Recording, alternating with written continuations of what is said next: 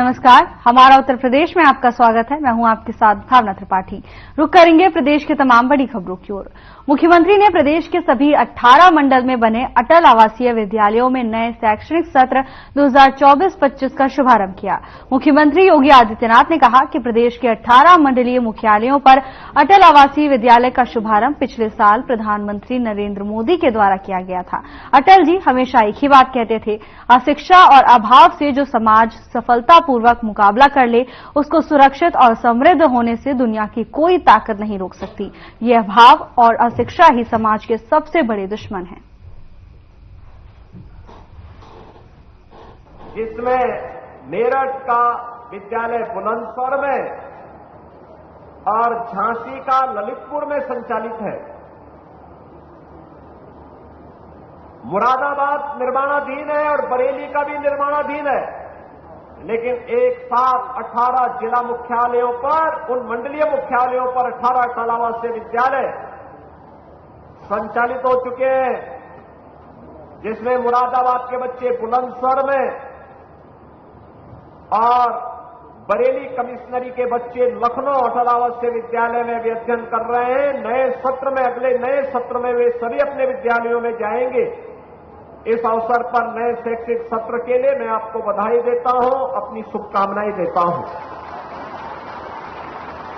और याद रखना होगा, व्यक्ति हो या समाज,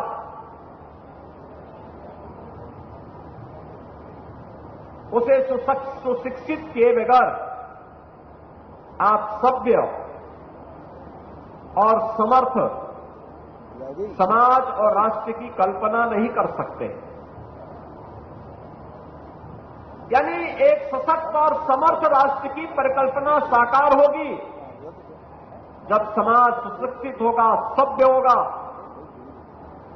और अटल आवासीय विद्यालय शिक्षा की गुणवत्ता का मानक बने।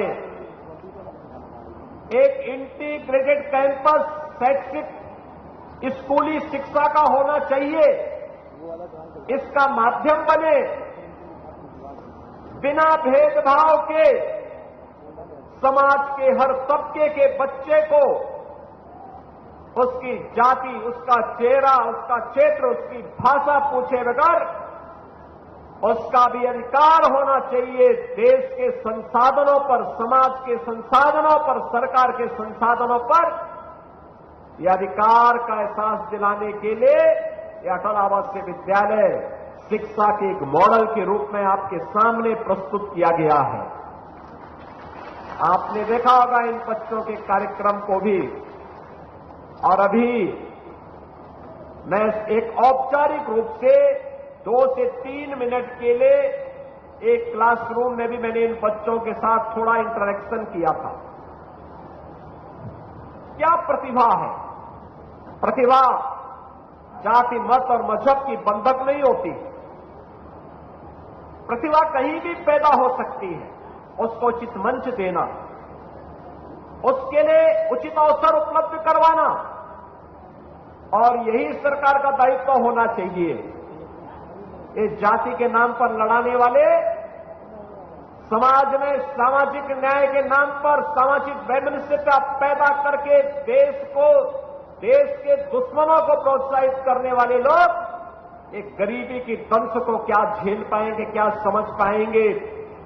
इन लोगों ने, जिन्होंने शोषण किया हो, जिन्होंने अराजकता फैलाई हो, जिन्होंने कभी गरीबी नहीं देखी हो, उन लोगों से उम्मीद करना कि वे बीओसी बोर्ड से जुड़े हुए रजिस्टर्ड श्रमिक या इन निराश्रित बच्चों जिन्होंने कोविड कालखंड में अपने माता पिता या अभिभावक को खोया है, उन लोगों की पीड़ा को ये लोग कहां समझ पाएंगे।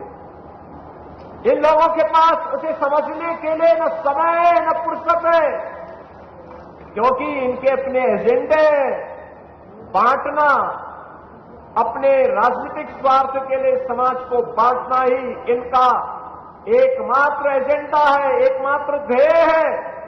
इसके अलावा इनको कुछ भी नहीं दिखाई देता है।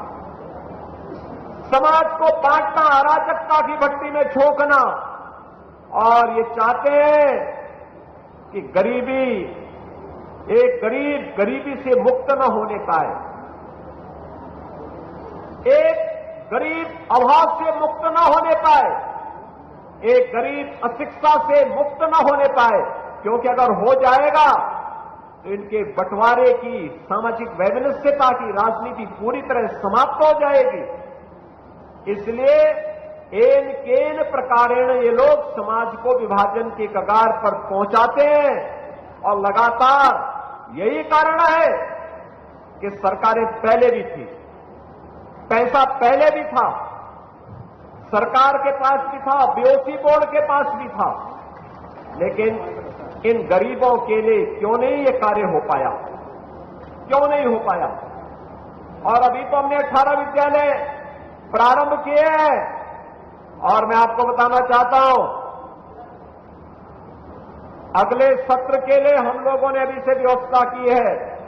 डे स्कूल हर गरीब के बच्चे को, हर वंचित के बच्चे को बिना भेदभाव के अगले सत्र के लिए हम लोगों ने अभी से बेसिक शिक्षा परिषद को 57 विद्यालयों का पैसा दे दिया है। 57 अन्य जनपदों में ऐसे विद्यालय खुलने जा रहे हैं। हाँ, वे डे स्कूल होंगे।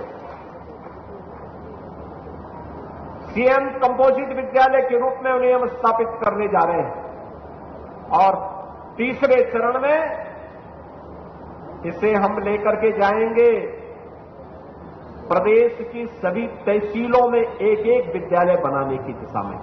350 तहसील है, उनमें एक एक विद्यालय बनेगा। चौथे चरण में 825 विकास खंडों में इस प्रकार के विद्यालय बनेंगे। और याद करना, जब 825 विकास खंडों में इस प्रकार के विद्यालय बनेंगे तो याद करना, किसी भी गरीब का बच्चा फिर शिक्षा से वंचित नहीं रहने पाएगा और अच्छी उत्तम क्वालिटी की शिक्षा से वंचित नहीं रहने पाएगा। शिक्षा के क्षेत्र में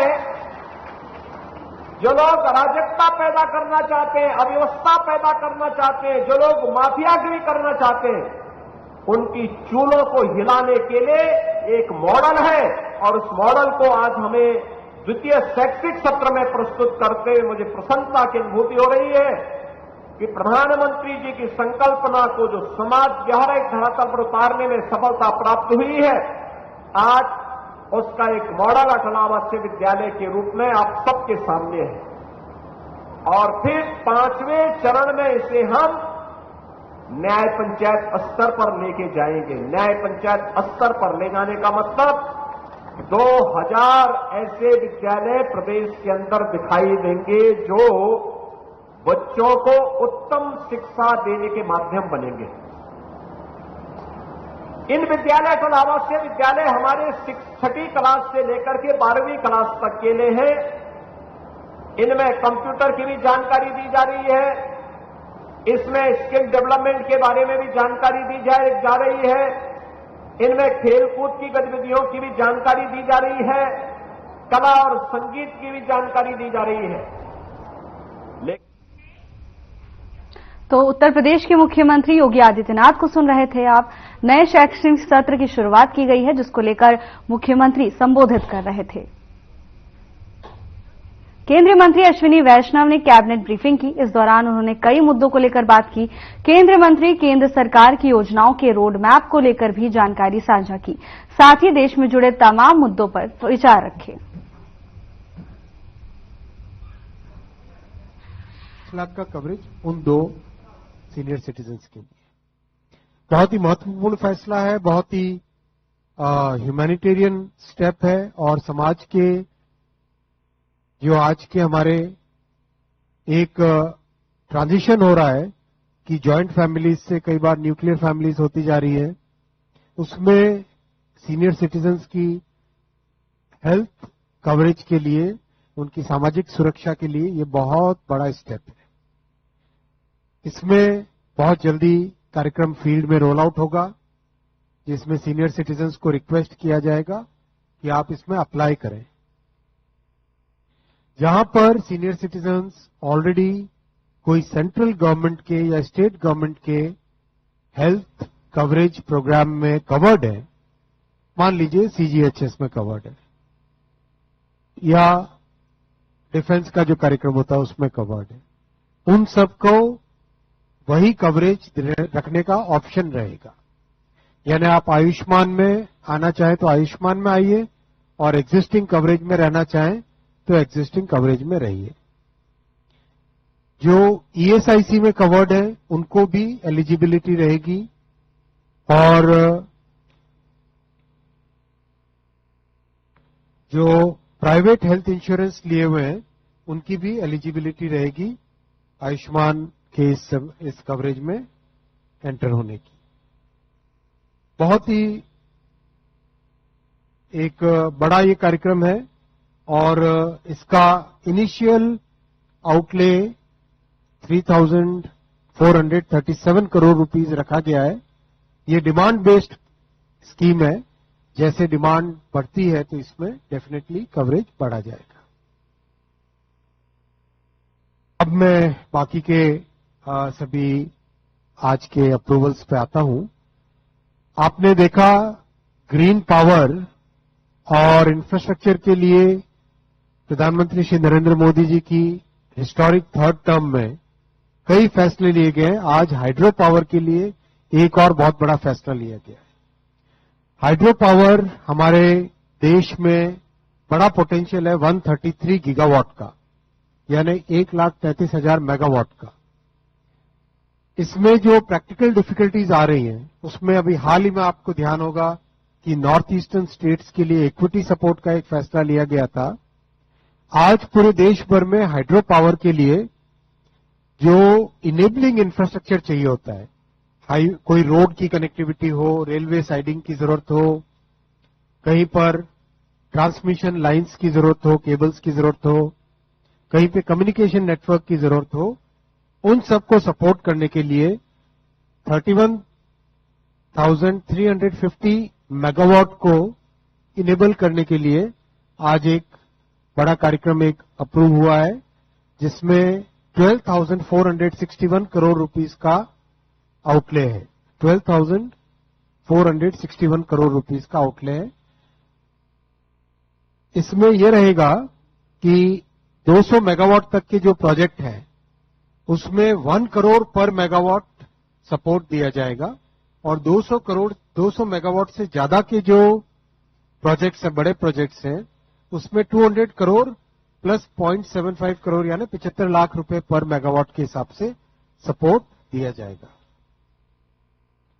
साथियों, हमारी जो रिन्यूएबल एनर्जी यानी नॉन फॉसिल फ्यूल एनर्जी है, उसका जो टारगेट है 500 गीगावाट का, जो कि बड़ा एम्बिशियस टारगेट है लेकिन अच्छी प्रोग्रेस है, उसमें ये वाले आज के फैसले से बहुत एक इंप्रूवमेंट आएगा।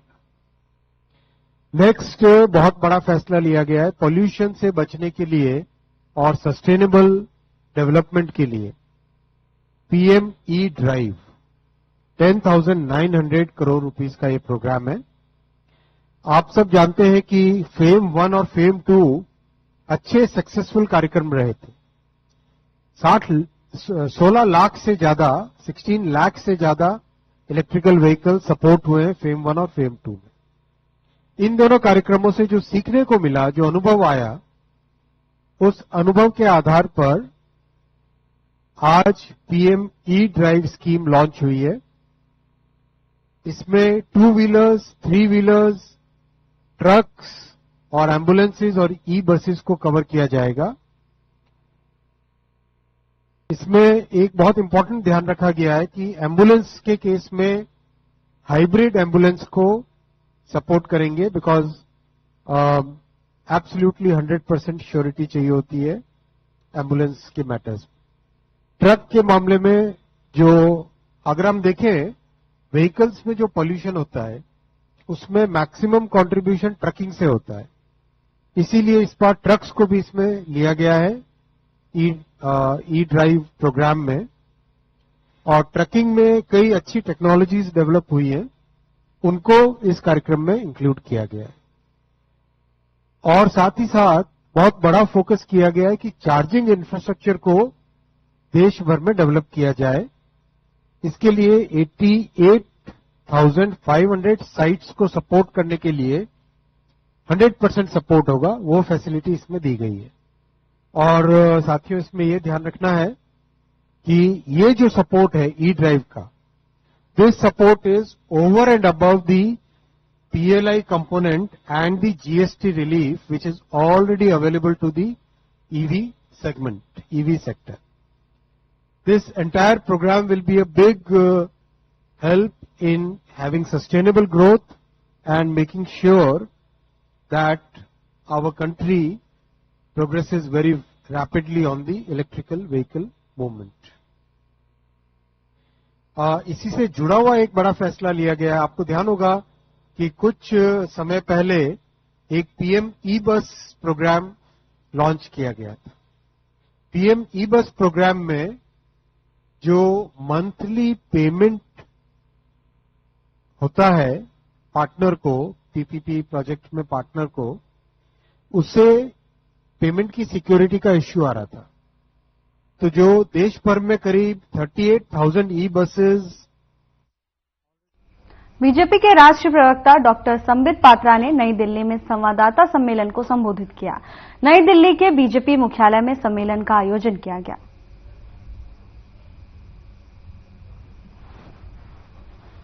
पहला विषय है बंगाल का। 2 चिट्ठी आप कल से देख रहे हैं। एक चिट्ठी है sub divisional court diamond harbour का, जहां डायमंड हार्बर, ये वही डायमंड हार्बर है जहां से अभिषेक बनर्जी, ममता बनर्जी के भाईपो, जो हम लोग कहते हैं नेफ्यू, अभिषेक बनर्जी जहां से सांसद हैं, जहां खुलेआम गुंडागर्दी होती है, जहां उनका अपना एक संसार है, उस संसार में अपने आप को वो राजा मानते हैं। वहां ना पुलिस की चलती है, ना कानून का चलता है, ना वहां जजेस की चलती है, वहां किसी की दबंगई चलती है तो वो ममता बनर्जी और अभिषेक बनर्जी की चलती है। तो उसी डायमंड हार्बर के सब डिविजनल कोर्ट के तमाम जो जुडिशियल अधिकारी है, उन्होंने 8 सितंबर 2024 अर्थात इसी रविवार को घटित हुए एक घटना के विवरण को चिट्ठी और पत्राचार के रूप में सब डिविजनल कोर्ट को लिखा है और बाद में 24 परगना के सब डिविजनल कोर्ट के अधिकारी ने, जुडिशियल ऑफिशियल ने उसी पत्र को अपने कमेंट्स के साथ हाई कोर्ट के रजिस्ट्रार के पास, एक बहुत, मैं तो कहूंगा हिंदुस्तान के जुडिशियल इतिहास में ऐसा बहुत कम हुआ होगा कि इस प्रकार का कंप्लेंट राज्य सरकार के खिलाफ की गई है। आप देख सकते हैं कि जो सब डिविजनल कोर्ट है डायमंड हार्बर का, उसके जो जुडिशियल ऑफिसर है वो लिखते हैं कि अभी रविवार को 8 तारीख को, 8 सितंबर को लगभग रात को 1 बजे जो होमगार्ड होते हैं आवासीय परिसर के, जहां जजेस रहते हैं, उनके आवासीय परिसर के होमगार्ड ने आके वहां के एडिशनल डिस्ट्रिक्ट जज को कहा कि 2 लोग परिसर में घुस के आए हैं, पुलिस की साजिश से घुस के आए हैं और बिजली काटने की आपके घर की साजिश चल रही है। बिजली काटने के पश्चात आप लोगों के ऊपर हमला भी हो सकता है। जब रात के 12-1 बजे इस प्रकार की खबर आएगी तो स्वाभाविक है जजेस चिंतित होंगे। उन्होंने वहां के ऑफिसर इंचार्ज को, डायमंड हार्बर के ऑफिसर इंचार्ज को तलब करने की कोशिश की, मगर आधे घंटे तक ऑफिसर इंचार्ज नहीं आए। बड़े स्पष्ट रूप से इस चिट्ठी में बयां किया गया है और लिखा गया है कि जजेस बहुत घबराए हुए थे। कहीं न कहीं जो 2 मिसक्रिएंट थे, कोट अनकोट मिसक्रिएंट शब्द का इस्तेमाल किया गया है। एक पुलिस अधिकारी का नाम और मोबाइल नंबर भी लिया गया है। नाम उसका कुमारेश दास है, मोबाइल नंबर मैं यहां डिस्क्लोज करूंगा नहीं, मगर नाम और मोबाइल नंबर लिखा गया है। जजेस ने लिखा है कि यह पुलिस अधिकारी। प्रधानमंत्री नरेंद्र मोदी ने Bharat expo mart greater Noida Uttar Pradesh में सेमीकॉन इंडिया 2024 का उद्घाटन किया। पीएम मोदी ने इस अवसर पर प्रदर्शनी का दौरा किया। 11 से 13 सितंबर तक चलने वाले इस 3 दिवसीय सम्मेलन में भारत की सेमीकंडक्टर रणनीति और नीति को प्रदर्शित किया जाएगा, जिसका उद्देश्य भारत को सेमीकंडक्टर के लिए एक वैश्विक केंद्र बनाना है।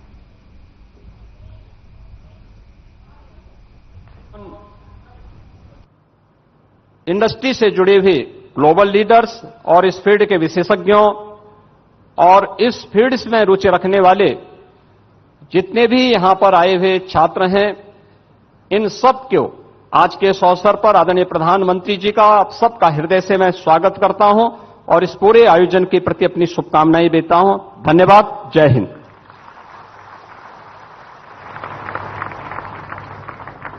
हार्दिक आभार माननीय मुख्यमंत्री जी, आपके अभिप्रेरक शब्दों के लिए आपका बहुत बहुत धन्यवाद। देवी और सज्जनों, एक सही सोच बड़ा बदलाव ला सकती है। इस सोच को सही दिशा देना, इसका सफल क्रियान्वयन सुनिश्चित करना सक्षम नेतृत्व की पहचान होती है। इंडिया सेमीकंडक्टर मिशन एक ऐसी ही सोच है जो माननीय प्रधानमंत्री जी की प्रखर नेतृत्व शैली से सिंचित होकर आज मूर्त रूप में साकार हो रही है।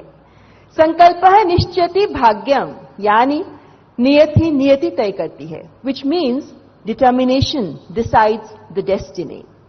माननीय प्रधानमंत्री जी का डिटर्मिनेशन और निर्णायक मार्गदर्शन ही भारत को ग्लोबल सेमीकंडक्टर वैल्यू चेन में एक ट्रस्टेड पार्टनर के रूप में स्थापित कर रहा है। मैं हमारे यशस्वी प्रधानमंत्री माननीय श्री नरेंद्र मोदी जी से आदरपूर्वक अनुरोध करती हूं कि अपने ओजस्वी वचनों से हमारा मार्गदर्शन करें। Ladies and gentleman, honourable prime minister of India Shri Narendra Modi.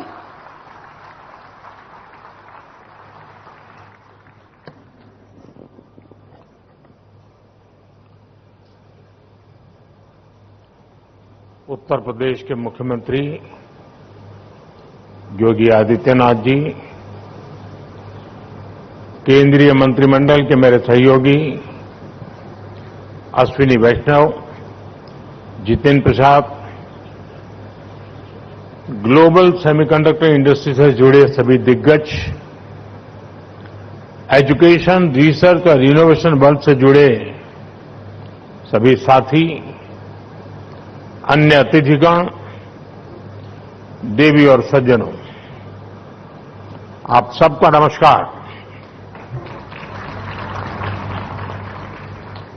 मैं सेमी से जुड़े सभी साथियों का विशेष रूप से अभिनंदन करता हूं।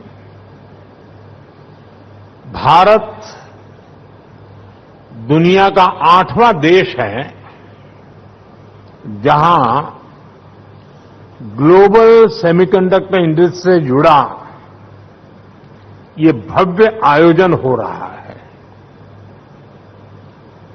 और मैं कह सकता हूं कि this is the right time to be in India.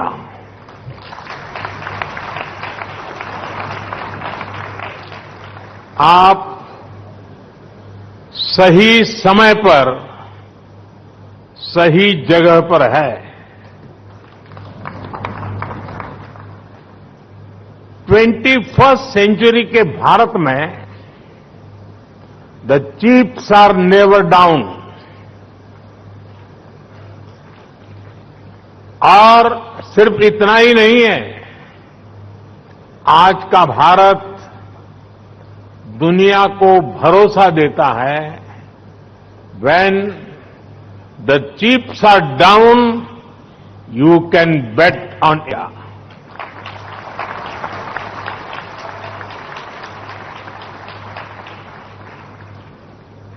Friends,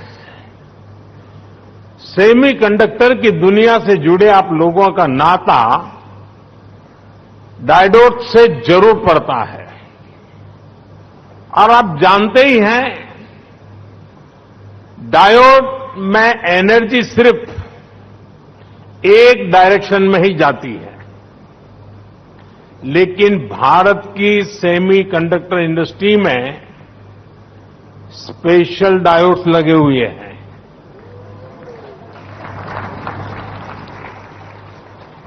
यहां हमारी एनर्जी दोनों डायरेक्शन में जाती है। आपके मन में आएगा कैसे?